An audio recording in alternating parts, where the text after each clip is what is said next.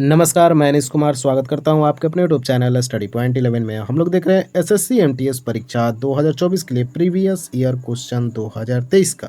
2023 में कुल 27 शिफ्ट में आपका एमटीएस का एग्जाम हुआ था और बिल्कुल ऑफिशियल पेपर के साथ हम लोग एक एक पेपर को सॉल्व करते आ रहे हैं, ठीक है। और आज है हमारा वीडियो नंबर 7 और इस वीडियो में बात करेंगे 5 सितंबर 2023 के पहले शिफ्ट में पूछे गए कुल जीके के 25 प्रश्न का डिस्कशन हम लोग करने वाले हैं। मेरे भाई एक बात और आप लोग के लिए बहुत बड़ी खुशखबरी है। बहुत सारे भाई कमेंट कर रहे थे कि सर इंग्लिश का क्या होगा हमारा। देखो मेरे भाई, एमटीएस में इंग्लिश और जीके, आप लोग को पता होगा कि एमटीएस में इंग्लिश एंड जीके इम्पोर्टेंट हैं। तो जीके मैं पढ़ा ही रहा हूँ और आज आप लोग का 7वां वीडियो है प्रीवियस ईयर क्वेश्चन का। वैसे आप लोग के लिए एक सर आ रहे हैं, पढ़ाएंगे आपको इंग्लिश। बहुत ही मतलब क्या बताएं उनके बारे में किसी और वीडियो में डिस्कशन करेंगे, ठीक है। वो क्या है और अभी क्या कर रहे हैं वो आप लोग को इंग्लिश वो पढ़ाएंगे। कुल 25 क्वेश्चन आपका एमटीएस का इंग्लिश का, ठीक है। तो प्रीवियस ईयर क्वेश्चन वो भी सॉल्व करा रहे हैं आपके लिए। अगला वीडियो उनका आने वाला है बहुत जल्द, पहला वीडियो मेरे भाई, ठीक है। तो उस वीडियो को आप लोग को बिल्कुल अपने दोस्तों को भी शेयर करना है, ठीक है। तो वो आपके लिए इंग्लिश का भी व्यवस्था मैंने कर दिया और जीके तो चल ही रहा है। तो मेरे भाई अब आप लोग खुश हो जाइए क्योंकि प्रीवियस ईयर क्वेश्चन से लगभग 15 प्रश्न पूछे जाएंगे मेरे भाई, 15 से ऊपर हो जाएगा। लेकिन जो मैं डिस्कशन करता हूँ ना उसको कॉपी पे लिखो, ठीक है। जैसे एक प्रश्न है, 4 ऑप्शन है, मैं उसका डिस्कशन करता हूँ। जो भी पहला वीडियो से देख रहे हैं उनको बढ़िया से पता है कितना डिस्कशन किया जाता है। उसको कॉपी पे नोट करो और बस उसको रट लो मेरे भाई, ठीक है। उसको क्या करो, रट लो एग्जाम से पहले और एग्जाम दो। देखो 15 से ऊपर प्रश्न आपके सही होंगे। करेंट अफेयर्स भी मैं वीडियो के दौरान बताते रहता हूँ, जो भी इंपॉर्टेंट करेंट अफेयर्स है तो उसको भी आप लोग नोट करो, ठीक है। और एग्जाम से पहले उसका रिवीजन करो और एकदम रट के जाना पेपर में, ठीक है। और तब बताना 15 प्लस आपके जीके में सही हुए कि नहीं हो। ये 15 प्लस जो है ना मेरे भाई, एसएससी का जीके पकड़ना 15 से ऊपर बहुत बड़ी बात होती है, ठीक है। आप समझो। तो आपको मैं जितना काम दे रहा हूँ उतना करो। उसके अलावा आपको जहाँ से पढ़ना है पढ़ो, ठीक है। मैं ऐसा नहीं कर रहा हूँ कि जीके अब आप कहीं मत पढ़ो, पढ़ो जहाँ मन करता है वहाँ पढ़ो, लेकिन प्रीवियस ईयर क्वेश्चन को कभी इग्नोर मत करना मेरे भाई जिंदगी में, ठीक है। चलो देखते हैं पहला प्रश्न क्या पूछा गया। तो पहला सवाल पूछा गया, रेखीय संवेग के मापन की इकाई क्या है। देखो मेरे भाई, साइंस से प्रश्न पूछा गया, रेखीय संवेग के मापन की इकाई क्या होती है। आपको इकाई, यूनिट, एसआई, मात्रक, ये सारे प्रश्न आपसे पूछे जाएंगे पेपर में। देखिए, रेखीय संवेग का फॉर्मूला आपको याद रखना है, P बराबर एम भी। एम से क्या होता है मेरे भाई, तो मास होता है। मास मतलब द्रव्यमान, ठीक है, याद रखना है। और भी से क्या होता है मेरे भाई, वेलोसिटी यानी वेग। तो P बराबर एम भी हो जाएगा रेखीय संवेग का फॉर्मूला। अब आप लोग इसका यूनिट्स कैसे निकालेंगे, मापन की इकाई कैसे निकालेंगे मेरे भाई। देखिए, एम को किस में मापा जाता है, फटाफट बताओ। केजी में मापा जाता है ना। भी को किस में मापा जाता है, वेलोसिटी को मीटर पर सेकेंड में। किस में मेरे भाई, मीटर पर सेकेंड। तो हमारा सही उत्तर क्या होने वाला है, केजी मीटर पर सेकेंड। ऑप्शन 2 में आपको दिख रहा है केजी मीटर पर सेकेंड। क्लियर हुआ ना। तो इस प्रकार से हम लोग डिटेल्स में जानेंगे मेरे भाई, एक एक प्रश्न। देखो यहाँ से आपको रेखीय संवेग का फॉर्मूला याद हो गया, P बराबर एम भी होता है। एम से मास यानी द्रव्यमान, भी से वेग यानी वेलोसिटी होता है। और इसका मापन का इकाई क्या होता है रेखीय संवेग का, तो केजी मीटर पर सेकेंड होता है। ये सारे फैक्ट आपको ध्यान में रखना है। बढ़ते हैं अगले प्रश्न पे। कुतुब मीनार कहाँ स्थित है। तो कुतुब मीनार मेरे भाई कहाँ स्थित है, तो दिल्ली में स्थित है। फटाफट बता दिया करो ऐसे प्रश्न को। कुतुब मीनार कहाँ है, तो दिल्ली में है, याद है ना। चलो कुतुब मीनार के बारे में बताते हैं। देखो ये जो कुतुब मीनार है मेरे भाई, दिल्ली में तो स्थित है। याद रखना, यूनेस्को में विश्व धरोहर स्थल में भी यह शामिल है। यूनेस्को में भी यह शामिल है। किस क्षेत्र में, तो विश्व धरोहर स्थल में। याद हो गया। चलो, किसने इसको बनवाया, कुतुबुद्दीन ऐबक ने बनाया। किसने बनाया मेरे भाई, कुतुबुद्दीन ऐबक के द्वारा इसका निर्माण कराया गया। हालांकि निर्माण पूरा नहीं हो पाया मेरे भाई। तो कब शुरू किया गया था ये याद रखो, 1192 में शुरू किया गया था। किसके द्वारा, कुतुबुद्दीन ऐबक के द्वारा। हालांकि यह पूरा नहीं बन पाया। तो सवाल उठता है, तो पूरा किसने करवाया, कुतुब मीनार को कंप्लीट किसने बनवाया। याद रखना, इल्तुतमिश। कौन पूरा कराया था, इल्तुतमिश। ये 3-4 जो फैक्ट मैंने बताया इसको कॉपी पे नोट कर लो। यहाँ से प्रश्न लगातार पूछे जाते हैं। चलो एक और इम्पोर्टेंट प्रश्न यहाँ से मैं डिस्कशन कर लेता हूँ। देखो कुतुब मीनार का जो परिसर है ना मेरे भाई, ये जो परिसर है कुतुब मीनार का, इसके बीच में एक आपको मस्जिद मिलेगा। उस मस्जिद का नाम याद है, पेपर में पूछा गया है सीजीएल के। याद रखना, कुवत उल इस्लाम मस्जिद। क्या नाम है, कुवत उल इस्लाम मस्जिद है मेरे भाई, ठीक है। कुवत उल इस्लाम मस्जिद है। ध्यान रखना क्यों इंपॉर्टेंट है मेरे भाई, एक तो ये कुतुब मीनार के परिसर में है और ऊपर से भारत में बनी पहली मस्जिद है। कुतुब उल इस्लाम मस्जिद जो है भारत में बनने वाली पहली मस्जिद है, इसलिए यह पेपर में पूछा गया है। ध्यान रहेगा इतना बात। चलो बढ़ते हैं अगले प्रश्न पे। विश्व महिला मुक्केबाजी चैंपियनशिप 2023 में भारत की कितनी महिला मुक्केबाजी ने स्वर्ण पदक जीते। देखो मेरे भाई, महिला मुक्केबाजों ने स्वर्ण पदक जीता था कुल मिलाकर 4। कितने? 4 जीते थे। याद रखिएगा कौन कौन जीता है, नाम बता दें। चलो नाम बताते हैं, याद रखना इंपॉर्टेंट है चारों का चारों नाम, क्योंकि गोल्ड जीते हैं मेरे भाई, गोल्ड। ठीक है ना, गोल्ड का अहमियत जो भी ओलंपिक अभी देख रहे हैं उनको बढ़िया से पता होगा। तो देखो मेरे भाई, कुल 4 गोल्ड आया भारत में वर्ल्ड बॉक्सिंग चैंपियनशिप 2023 में। देखो 1 नंबर पे याद रखना निखत जरीन। किसने जीता? निखत जरीन ने मेरे भाई। निखत जरीन किस खेल से संबंधित है? तो मुक्केबाजी से। दूसरा याद रखो, लॉलीना का नाम सुने हो? लॉलीना बोरगोहेन का नाम आप लोग सुने होंगे, लॉलीना बोरगोहेन। ये भी गोल्ड जीती थी वर्ल्ड बॉक्सिंग चैंपियनशिप 2023 में। तीसरे नंबर पे याद रखो स्वीटी बुरा का नाम, स्वीटी बुरा। ठीक है। और चौथा गोल्ड आया था नीतू घनघास। तो इनका नाम आपको ध्यान में रखना है मेरे भाई। ठीक है, निखत जरीन, लॉलीना बोरगोहेन, स्वीटी बुरा और नीतू घनघास के द्वारा गोल्ड जीता गया था मुक्केबाजी में। अब आपसे सवाल पूछा जाएगा कि लॉलीना बोरगोहेन किस क्षेत्र से संबंधित है, किस खेल से संबंधित है? तो मुक्केबाजी। निखत जरीन, स्वीटी और नीतू घनघास मुक्केबाजी से जुड़े। ये सारे फैक्ट आपको कॉपी में नोट करना होगा। अगला प्रश्न देखते हैं। 1921 में किसने विश्व भारती नामक प्रसिद्ध शैक्षणिक संस्थान की स्थापना किया? याद रखो रविंद्रनाथ टैगोर इसका सही उत्तर होने वाला है। 1921 में विश्व भारती नामक प्रसिद्ध शैक्षणिक संस्थान का स्थापना किसने किया? रविंद्रनाथ टैगोर। चलो रविंद्रनाथ टैगोर को नोबेल पुरस्कार कब दिया गया बताओ? नोबेल पुरस्कार रविंद्रनाथ टैगोर को कब दिया गया, कमेंट बॉक्स में बताओ। और किस किताब के लिए दिया गया था, किस साहित्य के लिए दिया गया था मेरे भाई, जल्दी से कमेंट बॉक्स में छापो। चलो अगला प्रश्न देखते हैं। विश्व की सबसे बड़ी मूंगा चट्टान जिसे ग्रेट बैरियर रीफ के नाम से जाना जाता है की भौगोलिक स्थिति क्या है? ये मेरे भाई कम्युनिटी पोस्ट में मैंने भी डाला था और उत्तर भी बहुत सारे बच्चों ने सही सही किया था। तो हो जाएगा ऑस्ट्रेलिया, हो जाएगा। क्या होगा? ऑस्ट्रेलिया। ग्रेट बैरियर रीफ कहाँ स्थित है? तो ऑस्ट्रेलिया में है। ये किस प्रकार की चट्टान है? तो याद रखो मूंगा चट्टान है। कौन सा चट्टान है? मूंगा चट्टान है। ग्रेट बैरियर रीफ कहाँ है? तो ऑस्ट्रेलिया में। ये सारे फैक्ट आपको ध्यान में रखना है मेरे भाई। ठीक है। दुनिया की सबसे बड़ी चट्टान प्रणाली है जो कि ऑस्ट्रेलिया के क्वींसलैंड तट, अगर पूछ ले थोड़ा डीप में चला जाए, ऑस्ट्रेलिया में कहाँ है? तो क्वींसलैंड द्वीप जो है ना वहाँ पाया जाता है कोरल सागर में। कौन सा सागर में? कोरल सागर में। ठीक है, ये सारे फैक्ट आपके पेपर में पूछे गए प्रश्न है मेरे भाई। ठीक है ना। चलो देखते हैं अगले प्रश्न को। 6 नंबर क्वेश्चन है, R.K. नारायण किस पुस्तक के लेखक है?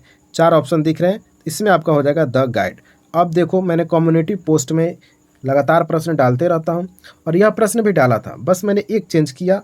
द गाइड के जवाब पे क्या मैंने लगा दिया था? पथ प्रदर्शक। ये मैंने चेंज किया, अपने से मैंने पथ प्रदर्शक लगा दिया। अब सारे बच्चे क्या उत्तर दिए हैं? गोदान दिए हैं। लगभग 80 से 85% बच्चे कहाँ भाग गए? गोदान आंसर करने लगे मेरे भाई। द गाइड का हिंदी में पथ प्रदर्शक होता है, आप लोग ध्यान रखो। और ऐसे मिस्टेक आप एग्जाम में भी करते हो, लेकिन बचना है मेरे भाई ऐसे मिस्टेक से। तो सही उत्तर क्या हो जाएगा? The guide.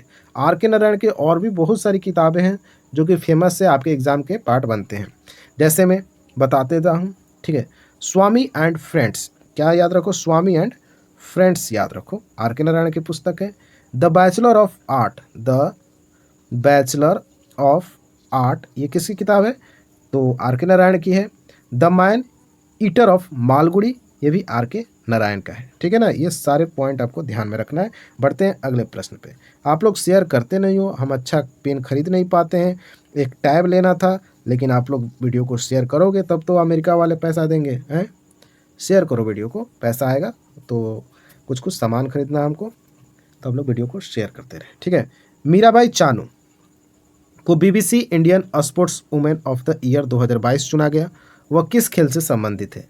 तो मेरे भाई मीराबाई चानू से लगातार सवाल पूछा गया है एग्जाम में, तो भारोत्तोलन से संबंधित है मीराबाई चानू, जो कि बीबीसी इंडियन और स्पोर्ट्स ऑफ द ईयर 2022 चुनी गई हैं, याद रखिएगा। इंपॉर्टेंट पर्सन है, आपके पेपर में लगातार पूछे जाती हैं, ठीक है ना। अगला प्रश्न देखते हैं। अगला प्रश्न है आपका 8 नंबर। शिशु पीलिया का सबसे स्पष्ट लक्षण कौन सा है, जो आमतौर पर जन्म के बाद दूसरे और चौथे दिन के बीच दिखाई देता है? तो याद रखो, आंखों और त्वचा का रंग पीला पड़ जाना मेरे भाई शिशु पीलिया कहलाता है, जो कि लक्षण आमतौर बच्चा जब जन्म लेता है उसके दूसरे या चौथे दिन के बीच में ही ये पीलिया दिखाई देती है, यानी कि आंखों और त्वचा का रंग हल्का पीला टाइप का हो जाता है, जिसको पीलिया बोला जाता है, शिशु पीलिया, याद रखिएगा, ठीक है। बढ़ते हैं अगले प्रश्न पे। अगला प्रश्न है 2016 में पद्मश्री पुरस्कार प्राप्त करता प्रसिद्ध लोक कलाकार गुलाबो सपेरा नृत्य की प्रतिपादक हैं। देखो, गुलाबो सपेरा जो मेरे भाई हैं वो कालबेलिया नृत्य से संबंधित है, प्रतिपादक इनको माना जाता है कालबेलिया नृत्य का। किसको? तो गुलाबो सपेरा का। याद रखना मेरे भाई, ये सपेरों का एक नृत्य है कालबेलिया। ये पॉइंट को आप नोट कर लो, पेपर में डायरेक्ट पूछा जाएगा मेरे भाई, डायरेक्ट प्रश्न ये पूछा जाएगा आपके पेपर में। चलो ऑप्शन का डिस्कशन करते हैं। डांडिया किस राज्य का नृत्य है मेरे भाई? याद रखना, डांडिया हो जाएगा गुजरात का। कहाँ का? तो गुजरात का। कहाँ का? गुजरात का। डांडिया कहाँ का? गुजरात का। भवाई कहाँ का है? भवाई कहाँ का है? तो राजस्थान का है। भवाई जो है राजस्थान का नृत्य है। टिप्पणी टिप्पणी टिप्पणी कहाँ का है? तो गुजरात का है। टिप्पणी कहाँ का है? गुजरात का है। कालबेलिया याद है ना कि भूल गए? राजस्थान, भूलना नहीं है, भूलना नहीं है, राजस्थान का हो जाएगा कालबेलिया, जिसको एक सपेरा नृत्य भी बोला जाता है, ठीक है ना। बढ़ते हैं अगले प्रश्न पे। माइन काम्फ किस विश्वविख्यात शख्सियत की आत्मकथा है? तो हिटलर का नाम आप लोग जानते हैं, एडोल्फ हिटलर की आत्मकथा है माइन काम्फ, ठीक है। बढ़ते हैं अगले प्रश्न पे मेरे भाई। याद रखना, इंपॉर्टेंट प्रश्न है, हिटलर से पेपर में सवाल पूछा जाता है। अगला प्रश्न देख लेते हैं। मशहूर बॉलीवुड अदाकारा हेमा मालिनी एक प्रशिक्षित नर्तकी हैं। अभी मैं इसका भी प्रश्न का कम्युनिटी में पोस्ट किया हूं और बच्चे लगातार आंसर दे रहे हैं। आप भी जाना कम्युनिटी पोस्ट पे जाके आंसर कर देना, ठीक है। तो भरतनाट्यम से जुड़ी हैं हेमा मालिनी, याद रखिएगा, ठीक है ना। इंपॉर्टेंट प्रश्न है, बार बार पेपर में हेमा मालिनी से सवाल पूछा जाता है कि किस नृत्य से जुड़ी है, तो भरतनाट्यम से जुड़ी है मेरे भाई, याद रखना है, ठीक है। बढ़ते हैं अगले प्रश्न पे। उससे पहले डिस्कशन बच गया। कथक कहाँ का है? लोक नृत्य बताओ, तो उत्तर प्रदेश का है। भरतनाट्यम कहाँ का है? तो तमिलनाडु का है। ओडिसी कहाँ का है? तो उड़ीसा का है। कुचिपुड़ी कहाँ का है? तो आंध्र प्रदेश का है। अब आपको बिल्कुल रट गया होगा। अगला प्रश्न देखते हैं।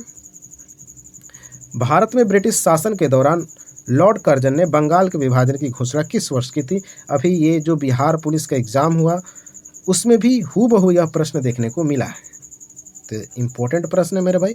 तो 1905 में लॉर्ड कर्जन ने बंगाल विभाजन की घोषणा कर दी थी। 1905 में बंगाल विभाजन रद्द कब हुआ? 1911 में। कलकत्ता से दिल्ली राजधानी कब बनी? 1911 में। ये सारे पॉइंट आपको ध्यान में रखना है, ठीक है। चलिए बढ़ते हैं अगले प्रश्न पे। अच्छा, लॉर्ड कर्जन का शासन काल भी पूछता है ना? हाँ पूछता है। 1899 से, याद रखो, 1899 से 1905 तक लॉर्ड कर्जन का शासनकाल था, ये भी आपको ध्यान में रखना है। अगला प्रश्न पूछा गया, जून 2023 तक हमारे संविधान में कितनी अनुसूचियाँ थी? नोट करो मेरे भाई, अगर मूल संविधान पूछे या वर्तमान में पूछे, क्या पूछे? मूल संविधान यानी जब लागू हुआ, और अभी का संविधान के बारे में डिस्कशन करते हैं। अनुसूची पूछा है मेरे भाई, तो जब मूल संविधान पूछे, ऐसा पूछे कि मूल संविधान में कितनी अनुसूचियाँ थी, तो बताइएगा 8। वर्तमान में कितनी है? 12। मूल संविधान में भाग कितने थे? तो 22 भाग थे। वर्तमान में भागों की संख्या 25 हो गई है। अनुच्छेद पूछे 395 था मूल संविधान में, और वर्तमान में कितना है? 448 है। ये 3 का 3 आपको ध्यान रखना है, पेपर में डायरेक्ट यहाँ से प्रश्न पूछे जाएंगे। पढ़ते हैं अगले प्रश्न पे। अगला प्रश्न हो जाएगा, पंजाब राज्य निम्नलिखित में से किस प्राकृतिक संसाधन से समृद्ध है? यह प्रश्न भी मैंने एक बिहार एयर के एग्जाम होता है उसमें पूछा गया था, और आपकी MTS के एग्जाम में भी पूछा गया है। तो पंजाब राज्य जो है प्राकृतिक संसाधन से समृद्ध है, तो उपजाऊ मिट्टी यहाँ अधिक मात्रा में मौजूद है मेरे भाई, कहाँ, पंजाब में। तो इसका सही उत्तर होगा उपजाऊ मिट्टी हो जाएगा। जल्दी से बताओ पंजाब का मुख्यमंत्री कौन है। शुरुआती 5 वीडियो में मैंने मुख्यमंत्री कंप्लीट किया है ऑप्शन के साथ, तो अब आपका भी फर्ज बनता है कि थोड़ा कमेंट बॉक्स में अपना तहलका मचाओ, पंजाब का मुख्यमंत्री बताओ। चलो अगला प्रश्न देखते हैं। बिहू किस राज्य का लोक नृत्य है।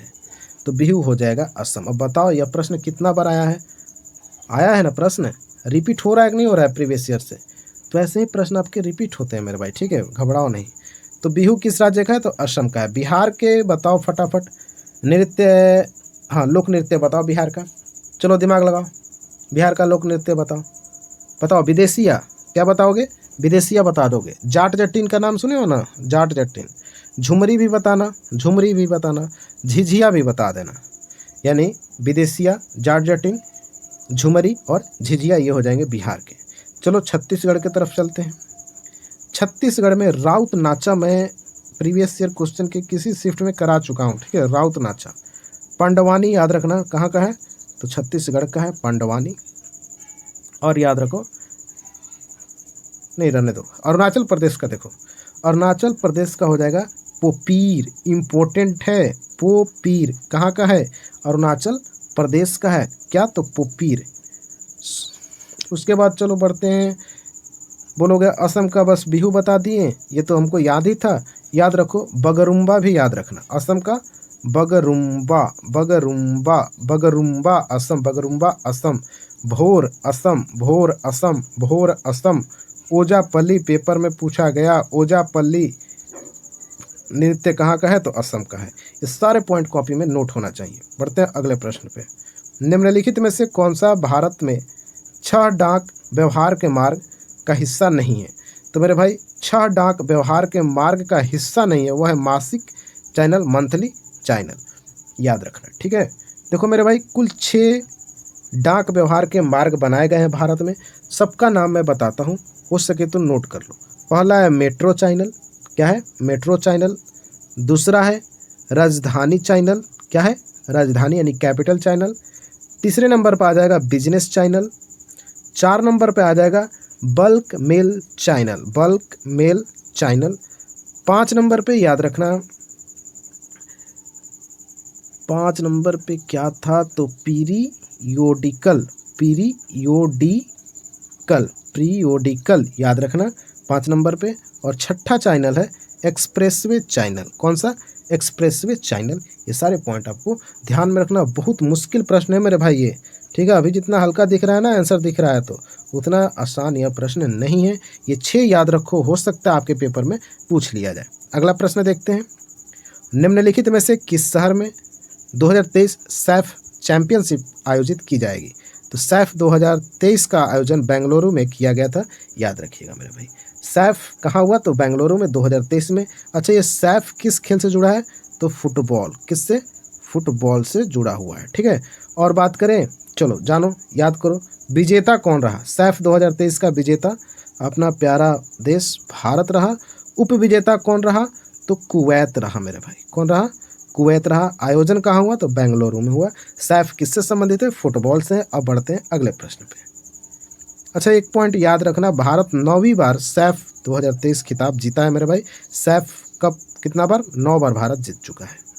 किस भारतीय संगीतकार को उनके एल्बम प्लैनेट ड्रम के लिए ग्रैमी पुरस्कार से सम्मानित किया। अब बताओ ग्रैमी पुरस्कार से सवाल पूछा जाता है कि नहीं पूछा जाता है, तो बिल्कुल पूछा जाता है और पूछा गया भी है।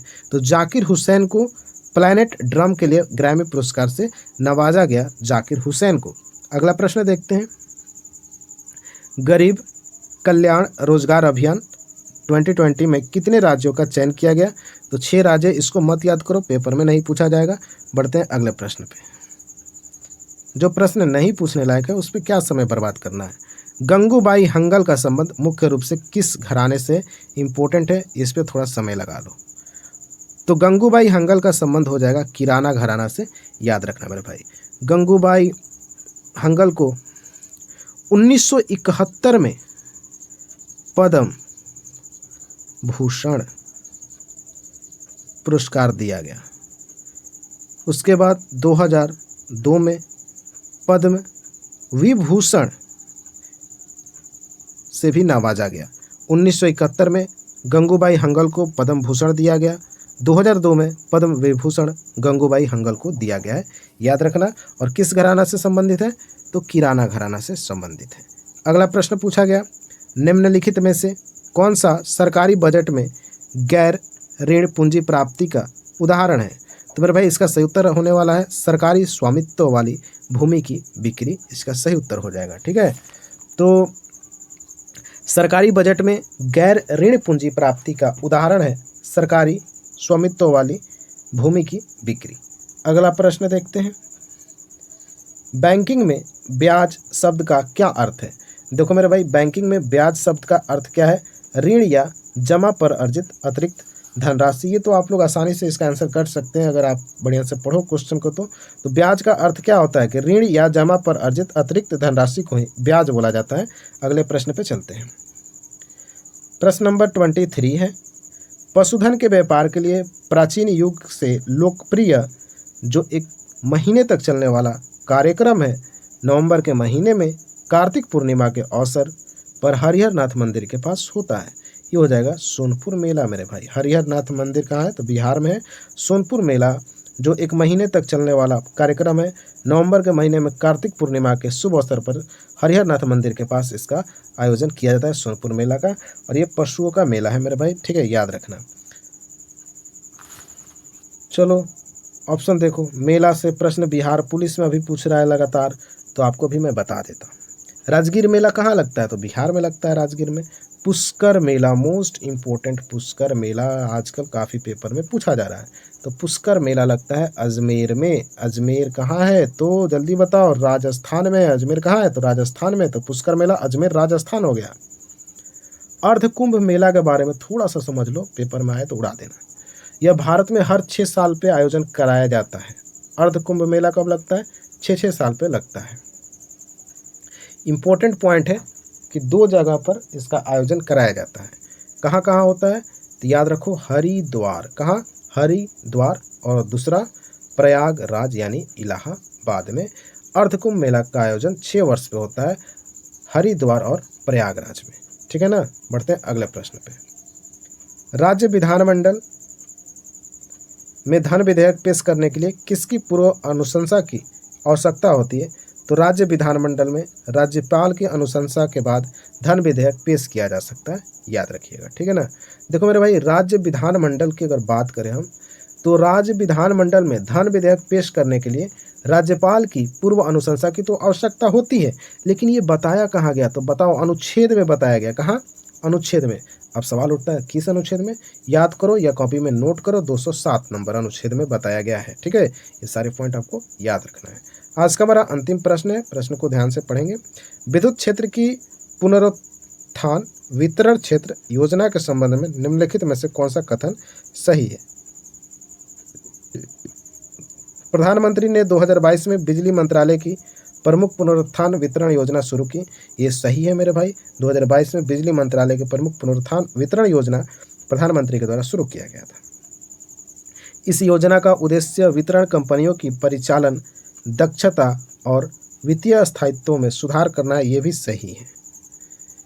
वित्त वर्ष 2022-23 से वित्त वर्ष 2027-28 तक इस योजना का लक्ष्य डिस्कॉम्स को वित्तीय सहायता प्रदान करता है। ये गलत है मेरे भाई।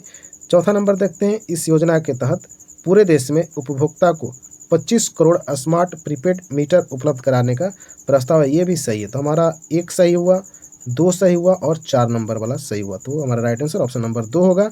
1, 2 और 4। ये था हमारा कुल 25 प्रश्न। आपको ये वीडियो कैसा लगा कमेंट बॉक्स में ज़रूर बताएं। जो प्रश्न आपसे वीडियो के दौरान पूछा जाता है उसका आंसर भी कमेंट बॉक्स में ज़रूर बताएं। मिलते हैं अब नेक्स्ट वीडियो में, तब तक के लिए जय हिंद, जय भारत।